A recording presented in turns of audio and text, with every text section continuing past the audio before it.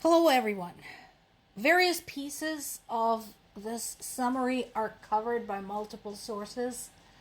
It's just that I have been working a lot and am really tired, so I just decided to grab the summary from The Guardian. But the same stories covered here are also covered by Reuters, covered by BBC, Kyiv Independent, Censor, and so on. So you can, if you need to fact check something or get more details, that's where you can find them. So another Crimea oil refinery is on fire today, having been attacked by Ukrainian drones.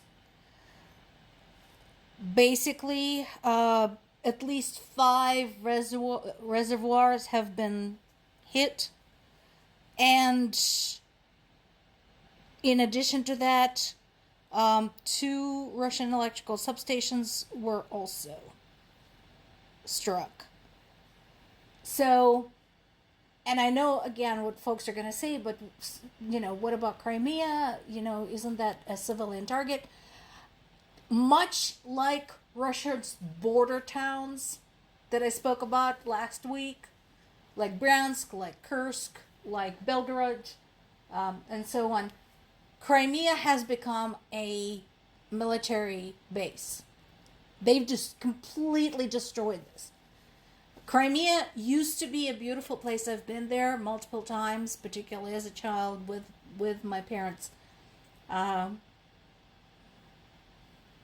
Basically, very much like kind of a standard vision of paradise with beautiful tropical plants and trees and palm leaves swaying in the winds.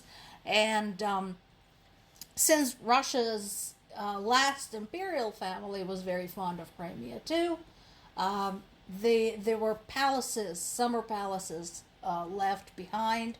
Some of them have been turned into resorts. Some of them were turned into museums for the visitors. Anyway, it was a lovely place to go on vacation to visit. No more. At this point, I don't even know what is left of what Crimea was like back then. I know that the Russians dug up all of the beaches and built basically an obstacle course there to prevent anybody from landing from the sea. And anything and everything in Crimea right now is used to support Russia's presence there. It is heartbreaking for me. Again, lots of fond memories there, but I can understand why Ukrainians are targeting objects there.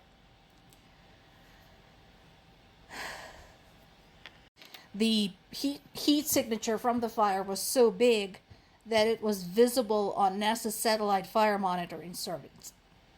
So, once again, we have an independent source, neither Ukrainian nor Russian, that confirms that this is happening. And once again, since we're talking about an oil refinery, this is all about compromising Russia's oil industry as much as possible, because oil industry is what feeds this war. Meanwhile, Kremlin has attacked Ukraine's electrical grid again. This time they're back in Kharkiv, Ukraine's second biggest city, knocking out power to 30,000 customers. 3 bombs damaged a hospital and hit the power transmission lines. As a result, 4 people were hurt, largely by flying glass. This is actually something that my parents had a chance to witness at one point earlier in the war, when there was a close explosion. The shock wave had cracked the windows in their kitchen, And so that happens very commonly, depending on how the buildings are situated, and where the projectile falls and explodes. Yes, it is very common to lose your windows, even though there is no other damage to the building that you're in. So we do see a lot of these types of injuries. Zelensky wants to travel back to the U.S. For discussions about the long-range weapons, the Tomahawks. I don't know how that's going to go. So people keep asking, why does Zelensky keep going back and forth, back and forth? Do I have any Hamilton fans in the audience there? Do you remember Lafayette's famous number, Guns and Ships? So, Lafayette, of course, was one of the intermediaries between the colonies and France. And at one point he says, I go to France for more funds, I come back with more guns and ships. And so the balance shifts. We rendezvous with Rochambeau, consolidates their gifts. This is what Zelensky is doing. He keeps going back to the Allies and explaining why what is going to Ukraine is important to them, why it can affect them, and to get more aid. The difference is that back then, the people that Lafayette was working with on the American side were, of course, soldiers. Washington, Hamilton, soldiers. Lafayette himself was a soldier. He understood from the military standpoint what was most important, where the priorities should lie. In this case, we have a bigger problem because Zelensky is not a military man, and very few of the heads of states that he has to deal with are military people. Forget about Trump, Mr. Bone Spurs. So that presents a problem when trying to explain what is going on the ground in Ukraine and what should take priority. Fortunately, Zelensky did have a chance to talk with Kaja Kallas, EU foreign minister. I'm very fond of her, as you know. She has a really solid grasp on the situation politically. She understands, and she is one of the very vocal supporters of Ukraine and a very vocal opponent of Russia, which does matter.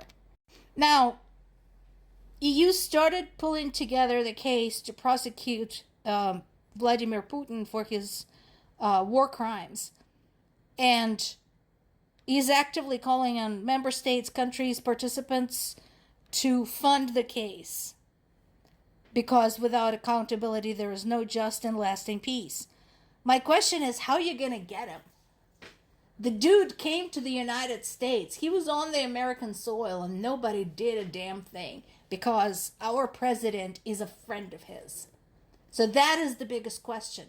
I'm all for prosecuting Putin. I'm all for hauling him off to the Hague and demanding answers. The question is, how are you going to do that?